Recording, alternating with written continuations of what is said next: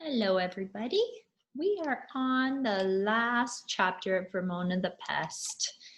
So, chapter 8 is called Kindergarten Dropout. So, our final chapter, we're going to read the whole thing through.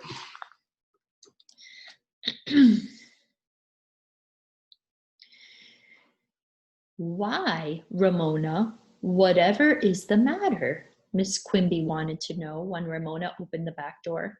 Oh, nothing. Ramona had no trouble hiding the gap in her teeth. She did not feel like smiling, and not having a tooth to leave for the tooth fairy was only a small part of her trouble. Mrs. Quimby laid her hand on Ramona's forehead. Are you feeling all right? She asked. Yes, I feel all right, answered Ramona, meaning that she did not have a broken leg, a skinned knee, or a sore throat. Then something must be wrong, insisted Miss Quimby. I can tell by your face. Ramona sighed. Miss Binny doesn't like me anymore, she confessed. Of course Miss Binny likes you, said Mrs. Quimby. She may not like some of the things you do, but she likes you. No, she doesn't, contradicted Ramona. She doesn't want me there anymore. Ramona felt sad thinking about the recesses and the new seat work she was going to miss. Why? What do you mean? Mrs. Quimby was puzzled. Of course Miss Binny wants you there. No, she doesn't, insisted Ramona. She told me not to come back. But why? She doesn't like me, was Ramona's answer. Mrs. Quimby was exasperated. Then something must have happened. There is only one thing to do, and that is to go to school and find out. Eat your lunch and we'll go to school before afternoon kindergarten starts and see what this is all about. After Ramona had picked at her sandwich a while, Mrs. Quimby said briefly, Put on your sweater, Ramona, and come along. No, said Ramona, I'm not going. Oh, yes, you are, young lady, said her mother, and took her daughter by the hand. Ramona knew she had no choice when her mother started calling her young lady. She dragged her feet as much as she could on the way to school, where the afternoon kindergarten was behaving like the morning kindergarten. Half the class was lined up by the door waiting for Miss Binny, while the other half raced around the playground. Ramona stared at the ground because she did not want anyone to see her, and when Miss Binny arrived, Mrs. Quimby asked to talk to her for a moment. Ramona did not look up. Her mother led her to the bench beside the kindergarten door. You sit there and don't budge while I have a little talk with Miss Binny, she told Ramona. Ramona sat on the bench, swinging her feet, thinking about her tooth in Miss Binny's drawer and wondering what her teacher and her mother were saying about her. Finally, she could stand the suspense no longer. She had to budge, so she slipped over to the door, as close as she could without being seen, and listened. The afternoon kindergarten and the workmen across the street were making so much noise, she could catch only a few phrases such as bright and imaginative, ability to get along with peer group, and negative desire for attention. Ramona felt odd and frightened to be discussed in such strange big words, which must mean Miss Binny thought she was very bad indeed. She scuttled back to the bench when at last she heard her mother walk to the door. What did she say? Ramona's curiosity was almost more than she could endure. Mrs. Quimby looked stern. She said she will be glad to have you back when you are ready to come back. Then I'm not going back, announced Ramona. She would never go to kindergarten at all if her teacher did not like her. Never. Oh, yes, you are, said Mrs. Quimby wearily. Ramona knew better. Thus began a difficult time for the Quimby household. But Ramona, you have to go to kindergarten, protested Beezus when she came home from school that afternoon. Everybody goes to kindergarten. I don't, said Ramona. I used to, but I don't now. When Mr. Quimby came home from work, Mrs. Quimby took him aside and talked quietly to him. Ramona was not fooled for a minute. She knew exactly what those whispers were about. Well, Ramona, suppose you tell me all about what went on at school today, said Mr. Quimby with that false cheerfulness grown-ups use when they are trying to persuade children to tell something they don't want to tell. Ramona, who longed to run to her father and show him where her tooth used to be, thought a while before she said,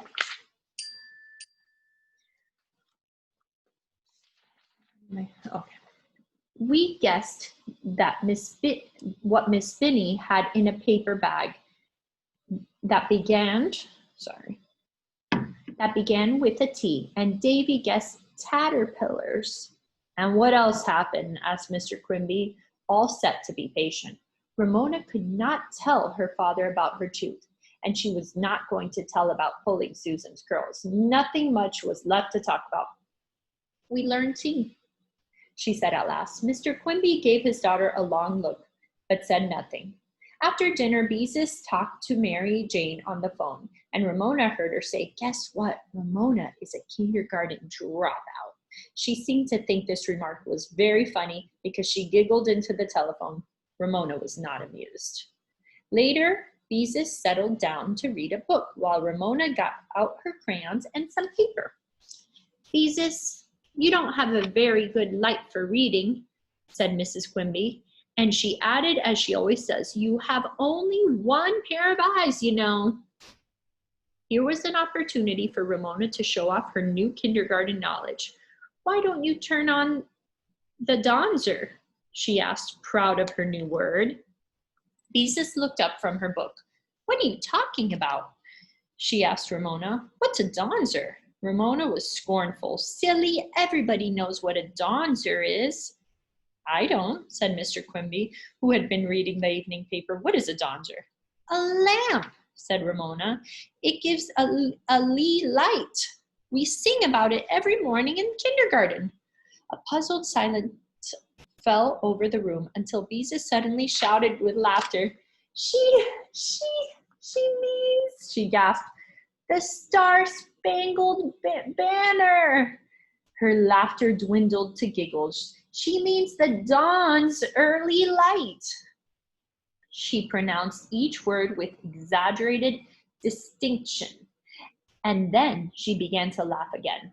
Ramona looked at her mother and father, who had the straight mouths and laughing eyes of grown-ups who were trying not to laugh out loud.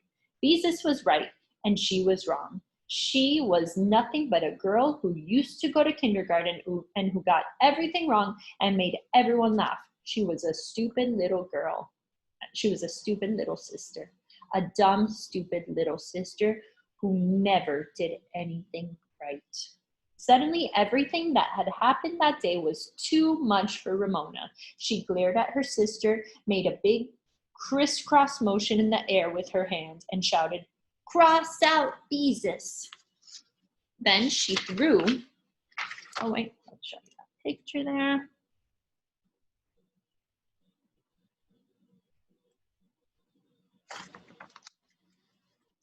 Then she threw her crayons on the floor, stamped her feet, burst into tears, and ran into her room she shared with her sister.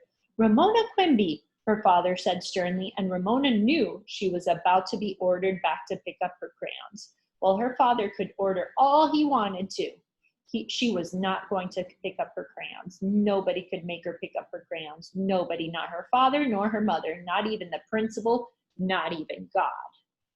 "Now, never mind," Ramona heard her mother say. "Poor little girl, she's upset. She's had a difficult day." Sympathy made things worse. "I am not upset," yelled Ramona, and yelling made her feel so much better that she continued, "I am not upset, and I am not a little girl, and everybody is mean to laugh at me." She threw herself on the bed and pounced her heels on the bedspread. But pounding on the bedclothes was not bad enough. Far from it. Ramona wanted to be wicked, really wicked. So she swung around and beat her heels on the wall. Bang, bang, bang. That noise ought to make everyone good and mad. "Mean, mean, mean," she yelled in time to her drumming heels.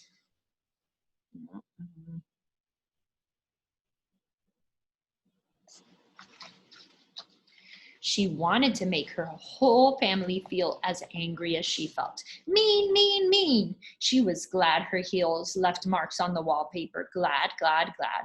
Mother, Ramona's kicking the wall, cried Tattletale Beezus, as if her mother did not know what Ramona was doing. It's my wall, too. Ramona did not care if Beezus tattled. She wanted her to tattle. Ramona wanted the whole world to know she was so bad she kicked the wall and left heel marks on the wallpaper. Ramona, if you're going to do that, you had better take off your shoes. Mrs. Quimby's voice from the living room was tired but calm. Ramona drummed harder to show everyone how bad she was. She would not take off her shoes. She was a terrible, wicked girl. Being such a bad, terrible, horrible, wicked girl made her feel good. She brought both heels against the wall at the same time. Thump, thump, thump. She was not the least bit sorry for what she was doing. She would never be sorry. Never, never, never. Ramona, Mr. Quimby's voice held a warning note. Do you want me to come in there? Ramona paused and considered. Did she want her father to come in? No, she did not.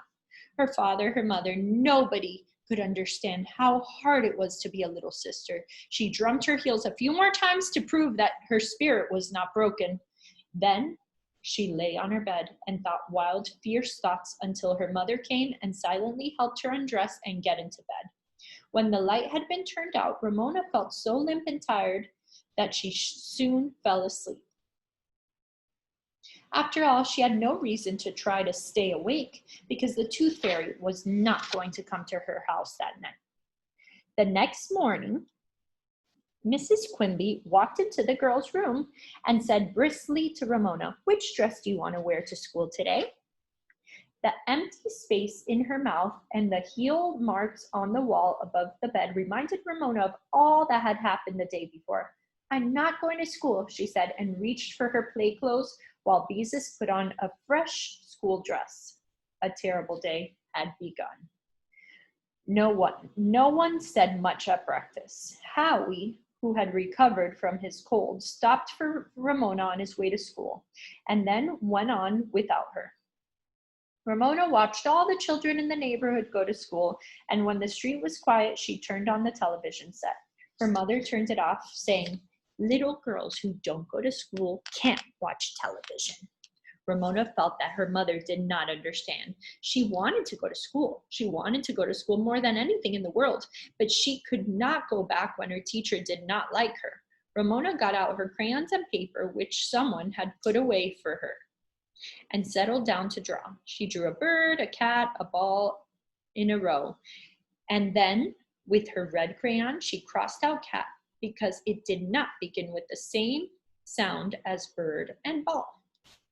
Afterwards, she covered a whole sheet of paper with cues, Ramona style, with ears and whiskers. Ramona's mother did not feel sorry for Ramona. She merely said, "Get your sweater, Ramona. I have to drive down to the shopping center." Ramona wished she had a dime from the Tooth Fairy to spend. There followed the most boring morning of Ramona's entire life. She trailed along after her mother in the shopping center while Mrs. Quimby bought socks for Beezus, some buttons and thread, pillowcases that were on sale, a new electric cord for the waffle iron, a package of paper for Ramona to draw on, and a pattern. Looking at patterns was the worst part. Ramona's mother seemed to sit for hours looking at pictures of boring dresses. Her day.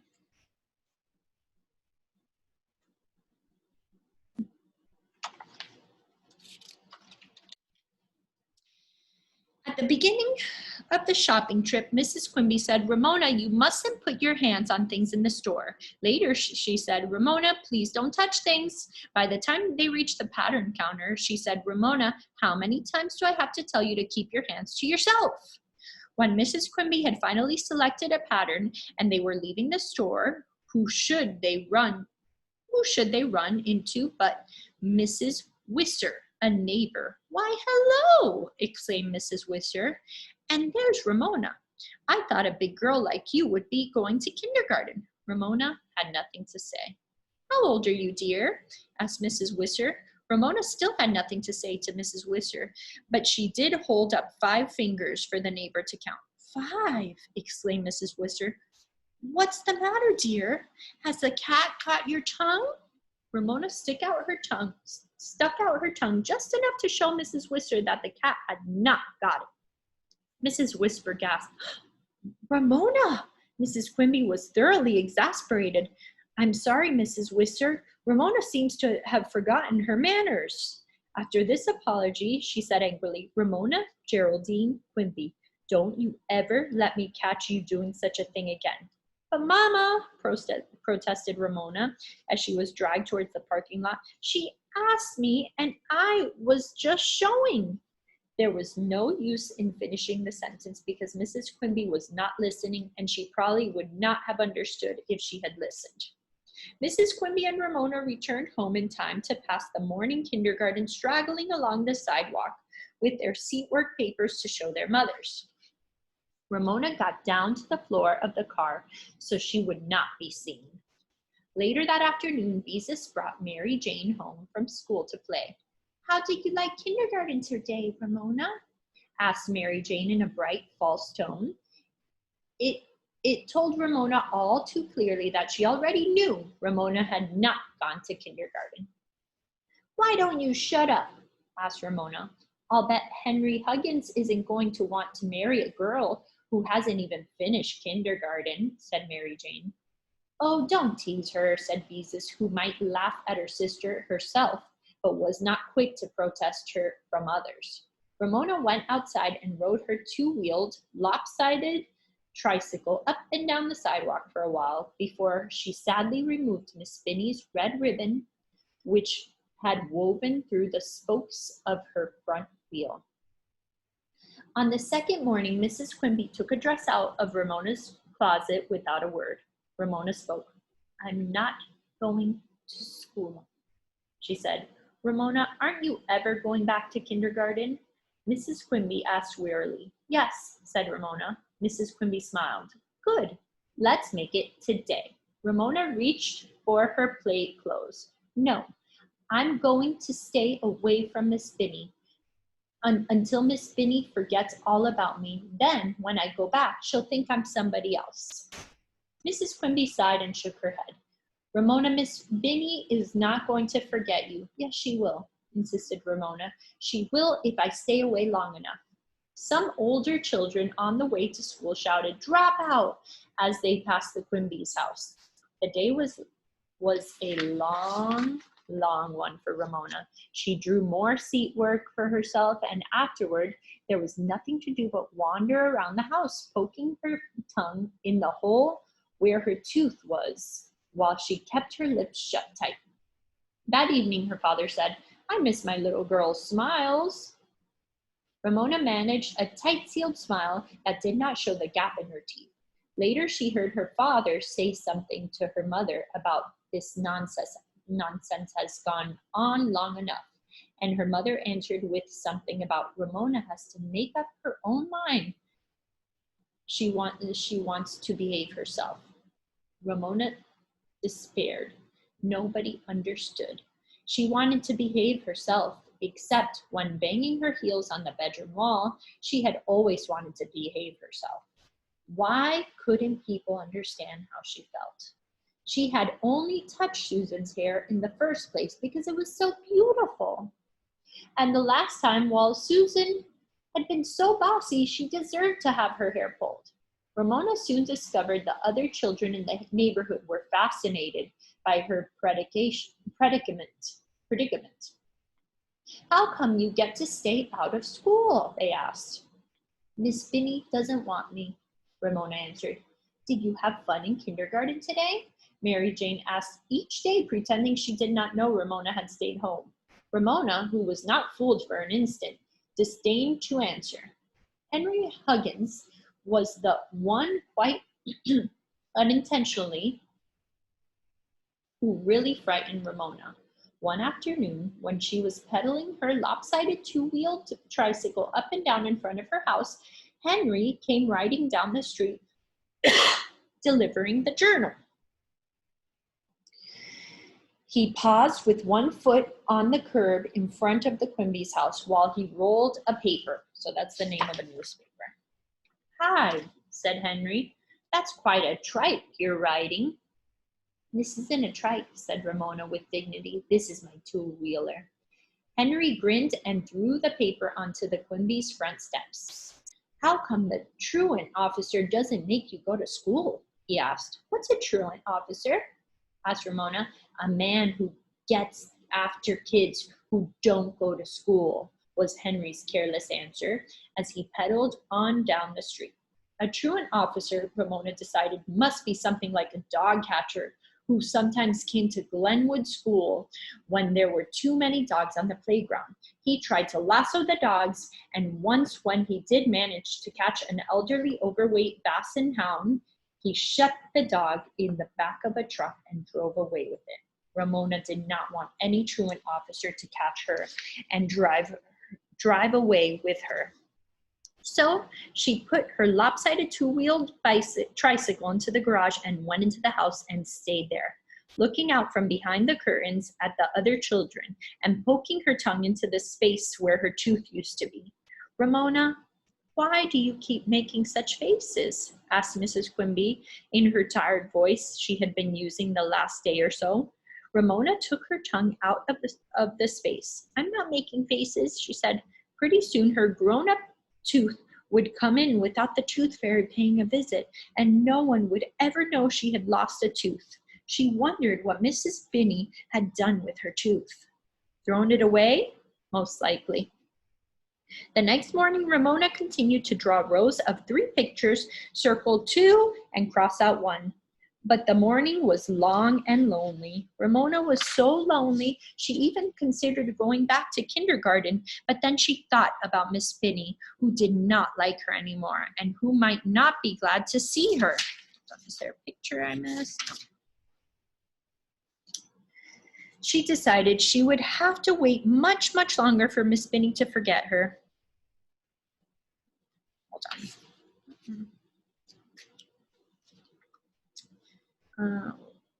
"When do you think Miss Binney will forget me?" Ramona asked her mother. Mrs. Quimby kissed the top of Ramona's head. "I doubt if she will ever forget you," she said. "Not ever, as long as she lives." The situation was hopeless. That noon, Ramona was not at all hungry when she sat down to soup, a sandwich, and some carrot sticks. She bit into a carrot stick, but somehow chewing it took a long time. She stopped chewing altogether when she heard the doorbell chime. Her heart began to thump. Maybe the truant officer had finally come to get her and carry her off in the back of his truck. Maybe she should run and hide. "Why, Howie," Ramona heard her mother say. Feeling that she had had a close call, she went on chewing away at the carrot stick. She was safe. It was only Howie. "Come on in, Howie," said Mrs. Quimby. "Ramona is having lunch. Would you like to stay for some soup and sandwich? I can phone your mother and ask her if it's all right." Ramona hoped Howie would stay. She was that lonely. "I just brought Ramona a letter." Ramona jumped up from the table. "A letter for me? Who is it from?"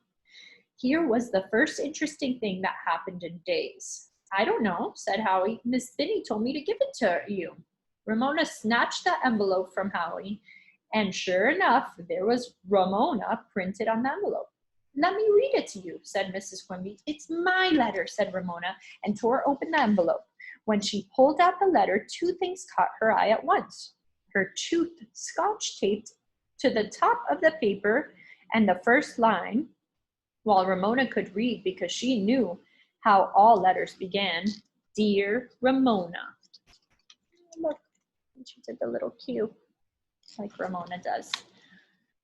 "Dear Ramona Q," was followed by 2 lines of printing which Ramona was not able to read. "Mama," cried Ramona, filled with joy. Miss Binney had not thrown away her tooth, and Miss Binney had drawn ears and whiskers on her Q. The teacher liked the way Ramona made Q, so she must like Ramona too. There was hope after all. "Why, Ramona," Mrs. Quimby was astonished. "You lost a tooth. When did that happen?" At school, said Ramona, and here it is. She waved the letter at her mother, and then she studied it carefully because she wanted so much to be able to read Miss Vinnie's words herself. It says, Dear Ramona Q, here is your tooth. I hope the tooth fairy brings you $1. I miss you and want you to come back to kindergarten. Love and kisses, Miss Vinnie. Mrs. Quimby smiled and held out her hand. Why don't you let me read the letter?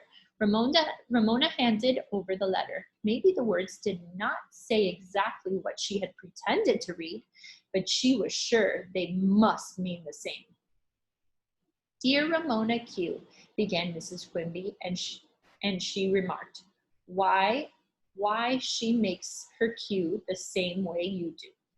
Go on, Mama, urged Ramona, eager to hear what the letter finally said. Mrs. Quimby read, I am sorry I forgot to give you your tooth, but I am sure the tooth fairy will understand. When are you coming back to kindergarten? Ramona did not care if the tooth fairy understood or not. Miss Vinnie understood and nothing else mattered. Tomorrow, Mama, she cried. I'm going to kindergarten tomorrow. Good girl, said Mrs. Quimby and hugged Ramona. She can't, said matter-of-fact Howie. Tomorrow is Saturday. Ramona gave Howie a look of pity, but she said, please stay for lunch, Howie. It isn't tuna fish, it's peanut butter and jelly.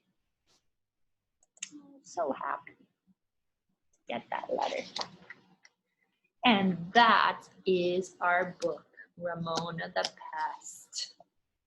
I hope you enjoyed that book. So if you want to continue her series, it says, see what Ramona does next in Ramona the Brave. That's the next book. If you're interested, if you like the series, you could continue with Ramona the Brave. And here's just a little clip of what happens. If you have the book, you could read it to see if you want to continue with that book. I hope you guys enjoyed Ramona the Pest. I thought it was a very cute book. I'll see you guys later.